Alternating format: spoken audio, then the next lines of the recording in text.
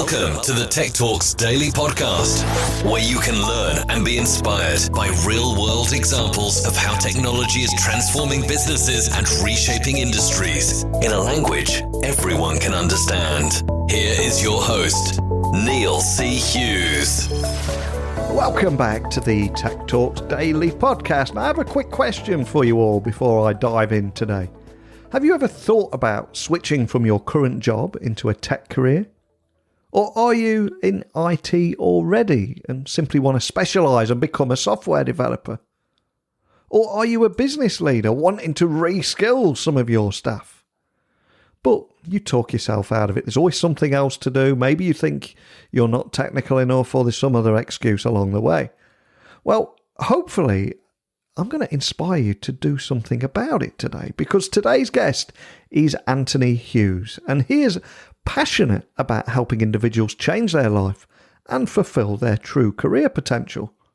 And he's currently the CEO of a company called Tech Elevator, which is essentially a demand-driven in-person educational platform designed to support the rapid acquisition of technical skills that can lead to meaningful careers and promotions in those tech-related fields. But I don't want to repeat myself or reveal too many spoilers, so buckle up and hold on tight as I beam your ears all the way to Ohio, where Anthony Hughes is waiting to speak with us today. So a massive warm welcome to the show. Can you tell us a little about how you got here and share your origin story with everyone listening? So my name is Anthony Hughes. I share a phenomenal surname with you, Neil. Yep. I am the CEO and co-founder of a company called Tech Elevator. And we teach people how to code so they can get jobs as software developers and tap into the enormous opportunities in the tech field. You know, by way of background, I'm a bit of an accidental entrepreneur. I didn't really set out to be an entrepreneur. I just came across a problem that I thought really needed a solution. And that's what Tech Elevator has become today. But the genesis of Tech Elevator was that I actually had a career in technology, not as a software developer, but actually as in business development, in sales, in marketing. And I kind of meandered my way into technology through the marketing side, MarTech, and was working for an application development company, building websites and applications. Just really was so impressed with what the software developers could do, the businesses that they could help create, the opportunities they could tap into. And I was just sort of constantly peppering them with questions when we would go on road trips or client visits or what have you. And in the process of selling for this digital agency, I ended up gaining a lot of clients, big, Fortune 500 clients, and also startups. And I just loved working with startups. They, entrepreneurs needed to pivot quickly, make quick decisions, hustle their way into opportunities. And I just sort of fell in love with what they were doing and wanted to get into that space, and found an organization that was investing in early stage startups, was helping coach and advise them, and ended up joining them as the founder of an entrepreneurial mentoring program. So my job was to build this advisory program, recruit volunteer mentors who had been entrepreneurs, who had invested in companies, who had been C-level executives, who had acquired companies, and bring them together and form a community to coach and advise the next generation of promising startups. And it was there that we had a ton of success helping these companies grow and get started and get product market fit. But when they went to scale, they literally couldn't find the technology talent that they needed to be able to fuel the growth of their companies. And that was intensely frustrating to me. They had a great idea. They had product market fit. They had capital willing to invest, but when they needed to staff the company with the most valuable asset in a startup, which is people, they couldn't find technical talent in the region that we were in. And so that was the problem that I identified. And so I stepped out of this nonprofit world and its advisory world and stepped into the field of entrepreneurship to start Tech Elevator. Wow, what a great story. And another point on your name there as well. My son is Louis Anthony Hughes. How spooky is that? Amazing. But of course, there have been so many headlines recently focusing on how traditional job roles are disappearing, but I think there's also a critical tech skill shortage, with some areas having 0% unemployment rate, such as cybersecurity, for example, and we need to fill those roles. But I'm curious, what kind of trends are you seeing at the moment out there? Yeah, I mean, so let me just quantify the issue that we're seeing. So it's estimated that by 2029, there's going to be 1.8 million open software developer positions in the US alone. Globally, the number is much higher.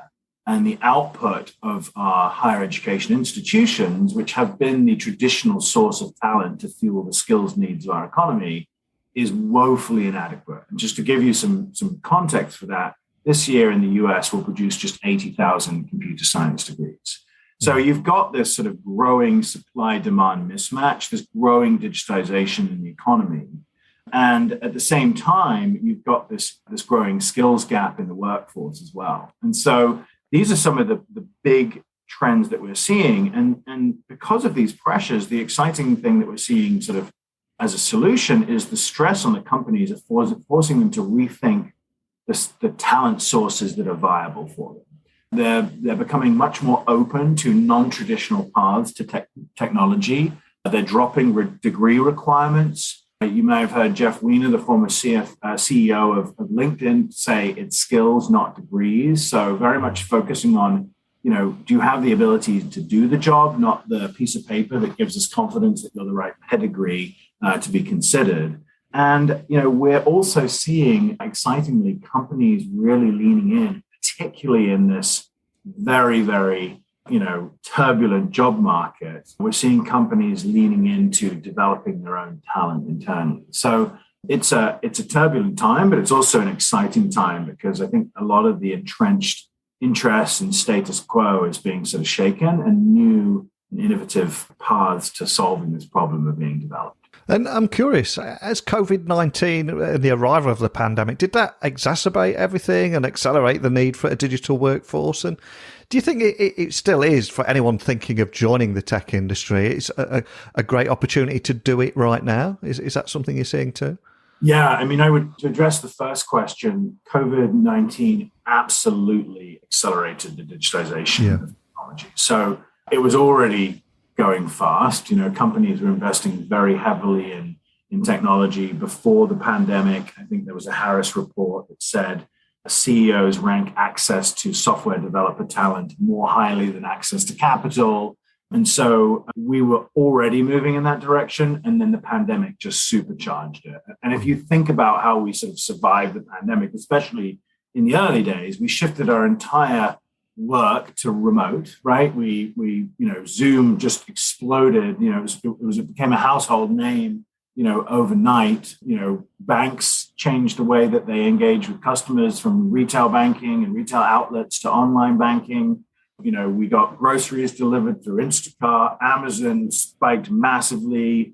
And, really every industry had to make a major push towards digitization. And as a result, it's just massively driven the demand for technology talent. So if it was white hot before, it was, whatever the next level is after that in terms of the demand.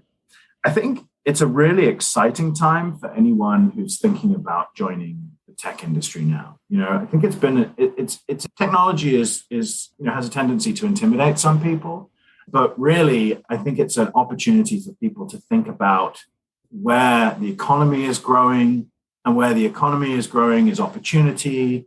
And, thinking about this in terms of the fact that technology is all around you, it's being created all the time. You have to make a decision as a consumer. Do you want to be a consumer only, or do you want to be a consumer and a creator? And those who create technology are the ones who will have the leverage and will have, more control of their futures if they have the ability to create the technology as well as consume. Yeah, I completely agree with you. And I do see a great opportunity for anyone to enter a career in tech or switch to a career in tech. But as you rightly said a few moments ago, so many people find the space incredibly intimidating. And that could be because of your gender or background, or there's so many different factors that play into that, and that nasty case of imposter syndrome. And I know many people that would be interested in making that switch will be listening to us now, but then imposter syndrome kicks in and they convince themselves that, hey, I'm just not technical enough, and they just park that idea. So what would you say to that person if they're listening? Yeah, I mean, I would say set aside some of the intimidating elements of technology and fundamentally recognize, we'll take software developers because that's the space that we're in. Yeah. Software developers, in essence, are problem solvers, right? They solve business problems using technology, right? So, in order to solve those problems, they need to be good communicators. How do you understand a problem? You need to ask questions. You need to unpack the problem. You need to, you need to collaborate to then build the solution to that problem. These are attributes that are broadly held. We have, people in all kinds of different industries that have to be good communicators. People on the front lines of retail and hospitality. If you're somebody that enjoys solving problems around you, if you're somebody that sees ways of doing things around you in your life that are inefficient, and you're the kind of person that leans into creating solutions, these are sort of fundamental attributes of software developers. And the difference between that sort of natural solving and curiosity and becoming a software developer is just skills. Skills are the only thing that stand between you. And you learn to ride a bike, and you had to learn some history in school, and you had to do this, and you had to do that. It's just skills, So if you love learning and you're willing to continue to learn, which everyone should be in this day and age, all that stands between you and an incredibly rewarding career, skills. So I would say don't be intimidated by it. The other thing that I think is super interesting for us is, because sort of our core competency is taking individuals with no technical skills whatsoever and turning them into software developers, and we do so at a rate better than any other company in the industry and in the space that we're in. We've built a lot of expertise around it, and we really think it boils down to two key elements: aptitude, which I'll get to in a moment, and attitude, right? And attitude is what I was talking about. Do you love learning? Are you a good communicator? Are you excited to collaborate? Are you somebody that has grit and perseverance and tenacity? And then on the other side, it's aptitude, right? So do you have the natural cognitive ability that aligns with success in the field of software development? And the good news is that, we've developed this proprietary aptitude testing tool, and we've tested it proctored it with literally tens of thousands of people. And our results lead us to believe that about 30% of the general population have the cognitive ability to code, which is a remarkable thing when you think about the output of our North American higher education institutions. Just to less than 2.5% of our output is computer science. So there's a massive distance or a massive gap there, which should give people a ton of encouragement that not only is there an actual need in the market, an increasing and openness to non-traditional sources of talent, but it's a very high likelihood, a 1 in 3 likelihood, that you actually have the cognitive ability to code.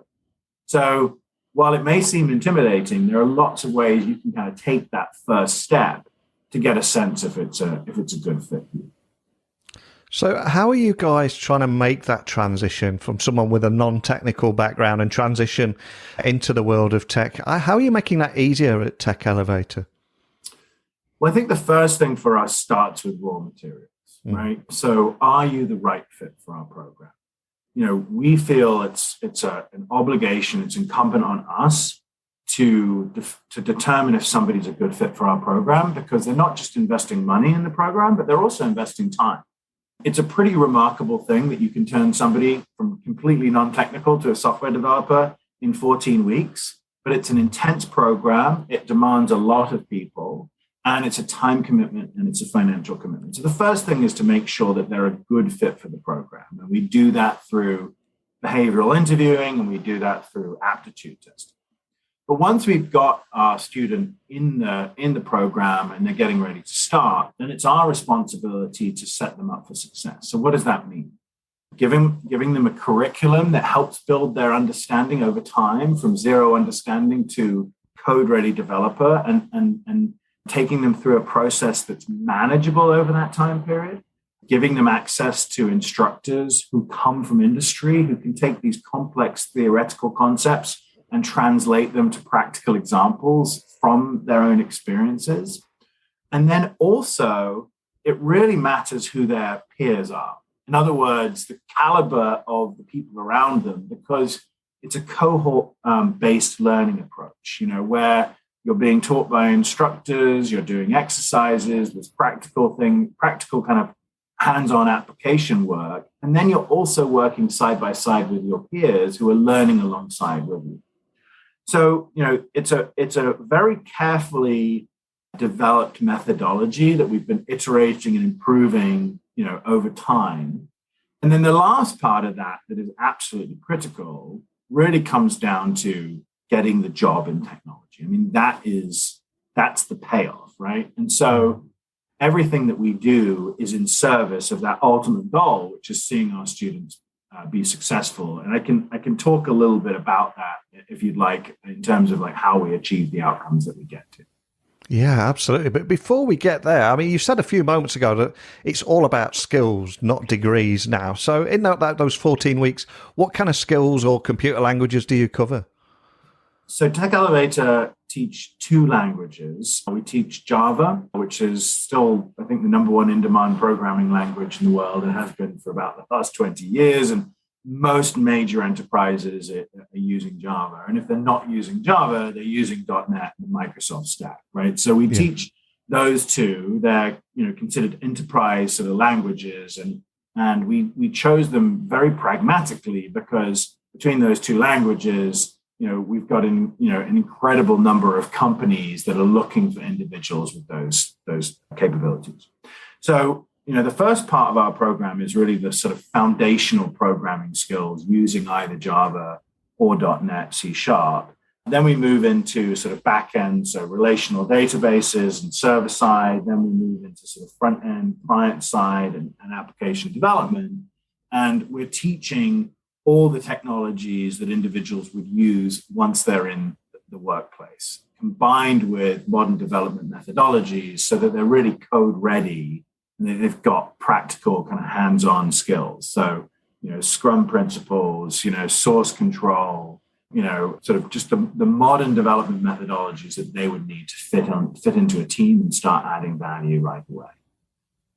And before you came on the podcast today, I was doing a little research, and I quickly learned that I think over 2,300 students have already graduated from Tech Elevator, with 90% of those went on to secure tech positions at companies within 6 months. I'm curious, do you stick with the students and help them find these positions once they've completed the program?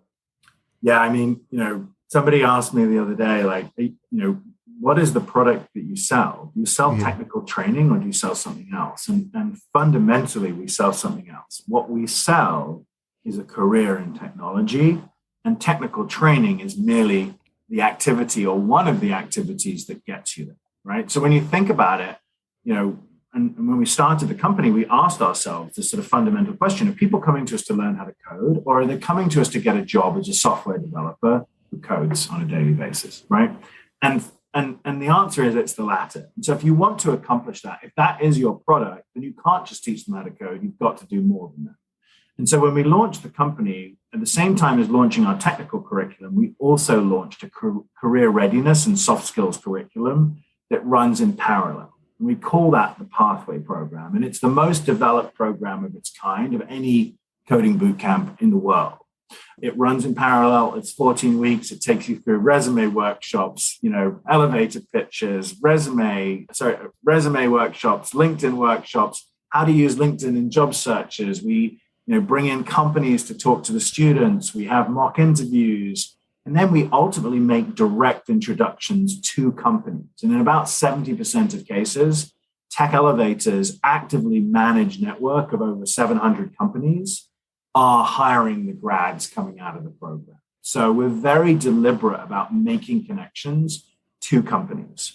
We have at this point, over 700 companies that we work with, massive Fortune 50s down to startups. They represent, I think the last count I had was 31 different industries, everywhere from financial services to logistics to retail to hospitality to mining and aggregates to logistics, healthcare, the whole range, which is super exciting because, again, when you come back to this idea that software developers are problem solvers, they solve business problems using technology, we're taking people from healthcare backgrounds who maybe were in, a pharmaceutical assistant role or whatever, and we're putting them back into, healthcare environments, taking their previous experiences and applying them with technology skills to the problems that are being solved by, the technologists. So the focus of our organization is absolutely on job placement.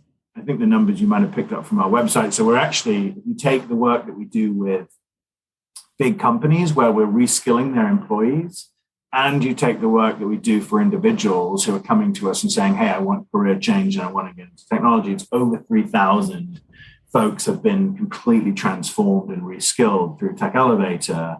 And those of them who are coming kind of as individuals coming to us, we're also supporting them with the career support as well. And we've been able to maintain over 90% job placement rate, even as we've scaled our organization, which we're really proud of. It's a great thing to be able to be truly accountable to your customer. Like, you come to us for career change, and we're going to support it and do everything we can. And yes, we will support students for up to 6 months post-graduation.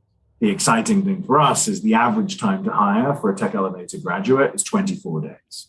Wow. So some folks maybe, are still out there and we're still working with them, 5 months later, but the vast majority are getting placed, within the first 90 days. But it's a commitment to see them be successful. And it's just the character of the company that keeps us supporting the students ongoing. Wow, that's phenomenal. And just to bring to life everything that we're talking about here, do you have any customer stories that you might be able to share that might inspire someone listening, of someone, how you've taken someone from a non-technical background and that they're now working at Company Z? Yeah. So the numbers are getting crazy now. So like I don't get to know the students in the same way that I did in the early days, but it's in aggregate, it's pretty amazing. I mean, just to give you a couple stats that I think is super interesting, and then I'll give you a couple examples of some stories. So the average incoming salary for a Tech Elevator student is in the mid-30s, and the average outgoing salary is in the low 60s, and it varies geographically. But you're seeing a $24,000 salary increase after 14 weeks, and you're entering into a professional field which has significant growth opportunity. And so we estimate that the lifetime earnings lift associated with Tech Elevator is about $1.3 million associated with 14 weeks of training. Just to put that into context, the Lumina Foundation, which analyzes higher education, estimates that the average 4-year degree in the States will lift somebody's income $500,000 over a high school diploma. Yeah. So in 14 weeks, we're nearly tripling the impact of a 4-year degree because we're finding the right people and we're putting them into the right industry where there are significant growth opportunities, and we're doing it more efficiently than anybody else. Now, those are some numbers, but let me now personify it. So one of my favorite students of all time is a woman by the name of Laurie. And I met Laurie in Cleveland where we founded the company. And Laurie had raised a couple kids. She was staying at home and she was working part-time. You could tell she was really smart, and she just knew that she had way more potential to do more, to be more, and just wasn't getting traction in her career. And she came to Tech Elevator and she sort of expressed what she was trying to do and what she was trying to accomplish. And we brought her into the program.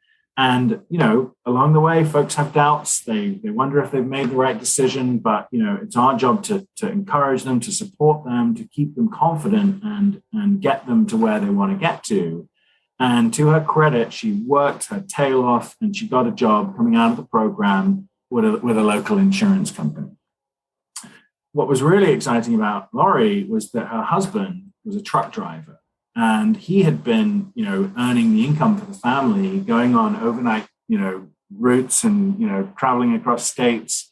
And her husband were like two ships passing in the night when it came to raising kids. And, the life they were living wasn't the life that they thought they were going to live when they got married, but it was the life of necessity. I've got to pay for the mortgage. We've got to get the kids to school, we're doing what it takes, but this isn't what we imagined life would be. Well, Laurie gets her first job. She gets the job at the insurance company, and her income, triples.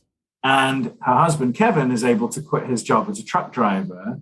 And a couple cohorts later, Kevin enrolls in the cohort. And Kevin goes through the program and lo and behold, gets a job at the same insurance company. So now these folks are making, he's probably making double what he was making. She's making triple what she was making. And now they have paid healthcare and benefits, which is a big thing in the States. It's really important. And they're working the same hours. They're driving to work together. They're like, honey, you're done. Let's go home. They've now got insurance. They've got paid time off. They're taking their kids on vacation. And I saw her, it was like a couple of years after that. And we had a long chat. And she said to me, I thought I was buying technical training, but what you actually gave me was control. I finally have control of my life. And that is something that I had none of for decades. And I'm so grateful to be finally in control of my life. And Laurie's story is so similar to so many people, right? There are so many smart people in our society, in our communities, in our society who have the cognitive ability to do better. You know them. You've played, you've met them in the pub trivia quizzes. You've seen them around, and you're like, damn, what are you doing with your life? Well, the choices that we've had historically are going back to college, $80,000 more debt. And you say, I didn't do it in my life. Let's focus on my kids doing better and the next generation doing better. And the super exciting thing is it doesn't have to be mutually exclusive. It doesn't have to be that you have to pick one or the other. Focus on my kids and the next generation doing better and sacrifice myself, or risk their well-being. You can have both, and that's what's so exciting. That we've created something that in 14 weeks can literally act as an inflection point in somebody's life, and in turn, in their career, and in turn their life, and have a generational effect. That is so gratifying. And that story, in some variant, has now happened over 2,500 times at Tech Elevator, over 3,000 if you include the employees whose lives are being changed and career paths are being elevated. And that's the fuel that we need as the team that built this company and continues to grow this company to keep fueling our desire to say, hey, we can make this bigger. We can have even greater impact. A bigger Tech Elevator is only a good thing for the communities that we're in, for our nation. The opportunity to make technology more inclusive is a really exciting vision for us to take as we continue to grow the company. Yeah, what an incredible story. And like you said, it is an incredibly exciting future and making tech more inclusive. And that's one of the big issues that has plagued the tech industry for so long. And I think that is beginning to change now. And of course, we will have people listening all over the world. Which markets are you serving at the moment? So we've got a network of campuses in North America, founded in Cleveland. We're throughout Ohio and Pennsylvania and Delaware. We just opened up in Dallas. And we very much believe in committing ourselves to communities and being engaged locally. But we also have what we call our National Live Remote Program, where individuals from all around the country are able to tap into Tech Elevator's reskilling and sort of career transformation. The other thing that's been exciting, which we weren't going after this in any way whatsoever, but as we placed more and more students at these companies were saying, hey, your graduate who used to be an Uber driver or used to be a barista or, was working front desk at like a local Best Western or whatever is coding circles around, this top tier computer science grad. Like, what is it that you're doing, And it was so exciting to sort of see this manifest itself. And they said, look, if you can do this with like Joe and Jane Public, what can you do with my employees? And we were like, well, it's not really the business that we're in. They're like, can we just give you 5 of them? They can just sit in the class with the rest of the students, and 5 turned into 10 and 10 turned into 20. And now we have clients where we're not just reskilling their employees domestically, but they're actually deploying us to reskill their employees internationally as well, which has been really exciting. So we just did some work last year. We could do it again this year in Glasgow, Scotland. So just a short train ride away from my alma mater in Edinburgh. Yeah. It's so cool to be doing that and having that impact on a global scale as well. Oh, I absolutely love that. And what about for yourselves? I mean, what excites you about the future and the role that Tech Elevator will play in that future too? Yeah, you talked about diversity in tech, and I'll quantify that. It's estimated that just 18% of the technology workforce 18% of the output of computer science programs are female, 5% are African American. One of the things I'm super excited about is just the fact that we are diversifying tech by creating a much more diverse and representative output. And those graduates are being embraced by a technology industry that's absolutely starving for diversity. So I think there's significantly more opportunity. It used to be very niche. Are you going to go into tech? It was almost a vertical. Now it's a horizontal, right? It's everywhere. And so the products that we're all consuming should be built by all of us, right? And they should be representative. So I'm super excited for that. I think, we're a very mission-driven company. The mission of Tech Elevator is to elevate people, companies, and communities, right? So I talked about this before, but we believe that cognitive ability lies evenly in the general population. If we can find those individuals, reskill them, we can fuel the growth of companies locally, domestically, and in turn, we can contribute to the economic vibrancy of the communities and the nation that we're in, and the inclusivity, right? So, I did my degree in American Studies at Edinburgh University. It was fascinating, completely useless from a career standpoint. But one thing that I did study was the American dream and the consternation around whether it was in fact real or it wasn't. Whether it was just a sort of an idea, but practically wasn't happening. And as it turns out, the Pew Foundation said that the fastest path to the American dream is to inherit it. The next fastest path is to marry it. And the third fastest path is to get a job on Wall Street. And in my mind, that is just like tragic. Like, that is just awful. However, technology is such a bright spot, right? It is such an incredibly meritocratic field. It doesn't matter whether you have a degree from Stanford or MIT or Carnegie Mellon, or you're self-taught. The field is constantly evolving, and what matters is what you can do.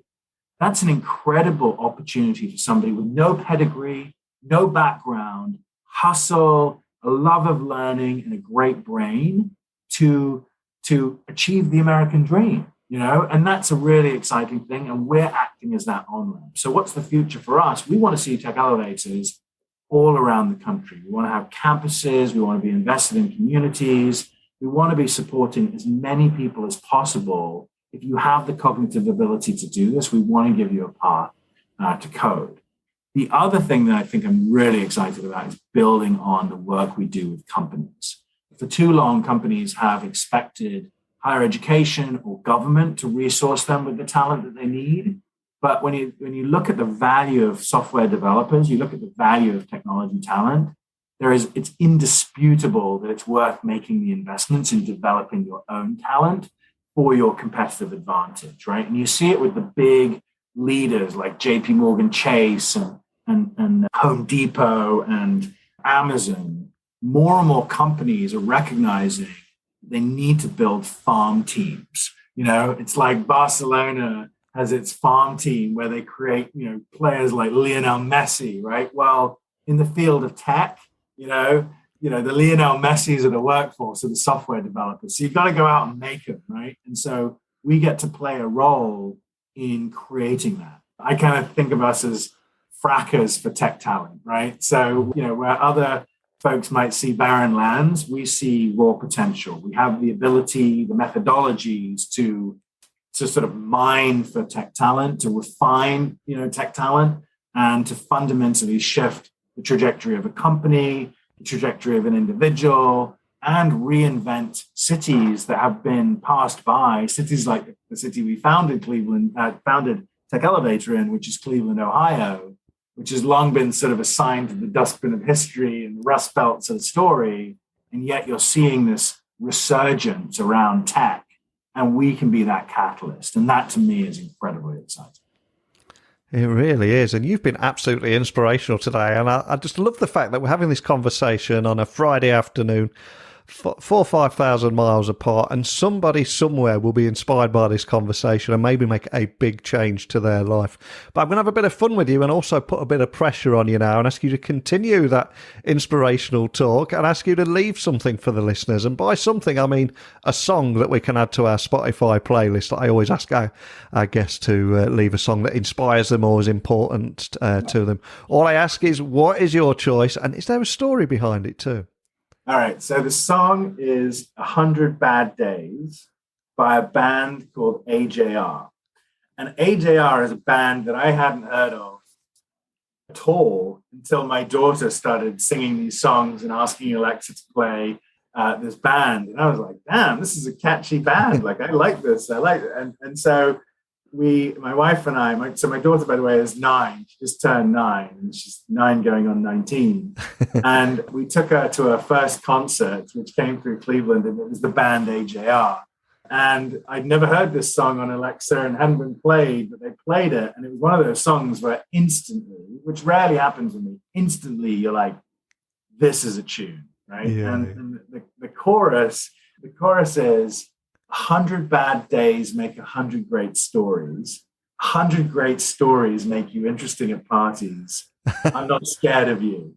And what I love about it is they started by telling this story about how for the first years of their career, they busked in New York City and they would jam away in Central Park and people would pass them by and they'd make just a couple bucks and they'd go home and they'd think, why are we doing this? Why are we doing this? There's 1,000 bands in the world, and it's just maybe we just think we're better than we are, and it's not worth it. And they were playing in front of an audience of 5,000 at this auditorium in Cleveland, and the year before it was 500, the year before it was 50, and they were just saying, like, it's such a great example of perseverance, right? Like, if you believe in yourself, if you have this sort of fundamental locus of control that I will be what I want to be, I will be successful, I will find a way, you're much more interesting if you've had some hardship along the way.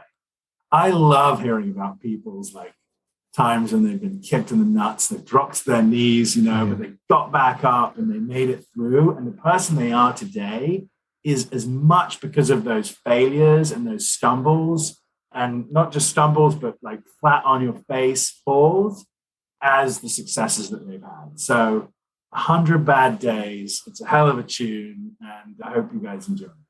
Oh, well, I've not heard it, but everything you said about that appeals to me and resonates with me. So as soon as I finish recording, I'm going to put that straight on, let me tell you. But before I let you go, for anyone listening, just want to find out more information about anything we talked about today, contact your team at Tech Elevator, or if they've got any questions, what's the best starting point for everything? Yeah, please. Well, I mean, the first thing I would say is, if this isn't at all inspired you to think about, hey, could I go for a career in tech, whether you're in the UK, you're in India, you're in the US, come to our website, techelevator.com. There's a ton of good information. We believe it's incumbent on us to help people understand this path before they invest any money in it. And on the website, we have an aptitude test. And this is the aptitude test that I mentioned before, and it will tell you if you've got the cognitive ability to code. It'll take 25 minutes, take the aptitude test, see what you think, and it'll shoot you back an email and let you know if you've got the cognitive ability to code. We're on Facebook, we're on LinkedIn, at Tech Elevator on Instagram. and appreciate people's interest in Tech Elevator and the work we're doing. And hopefully we'll meet some people who've listened to this as students sometime in the future. And that sounds like I now need to listen to 100 Bad Days whilst doing the aptitude test, just out of curiosity. Now you've got to concentrate. No distractions. Well, I always say at the end of every episode, technology works best when it brings people together. But listening to you today, I love how you're using technology to bring people, companies and communities together and changing people's lives along the way. So thank you so much for inspiring me, and I hope a lot of people listening out there. So thanks for sharing your story today. Thanks a lot, Neil. I appreciate it. Wow, what an inspirational guy. And I love how he brought the topic to life today, and how a part-time or full-time coding bootcamp and career prep program can actually elevate people, companies and communities. But wherever you're listening in the world, have you had any experience in this kind of learning? Have you come from a non-technical background and now enjoying a successful career in technology? Is that a story you'd like to share? Whatever it is, please email me, techblogwriter@outlook.com, Twitter, Instagram, LinkedIn at Neil C. Hughes, and my website is techblogwriter.co.uk. So today we were able to successfully navigate the world of part-time and full-time coding boot camps and changing your life by pursuing a career in technology or switching to a career in technology. So what are we going to talk about tomorrow is your next question. Well, Dave in South London that listens to the show, I want you to spin the wheel of misfortune. Where it stops, nobody knows, but it will reveal tomorrow's topic. And to find out what that topic is, you've got to join me again tomorrow, I'm afraid. So hopefully you'll join me again tomorrow. And a big thank you for listening today. But until next time, don't be a stranger. Thank you for listening to the Tech Talks Daily Podcast with Neil C. Hughes. Remember, technology works best when it brings people together.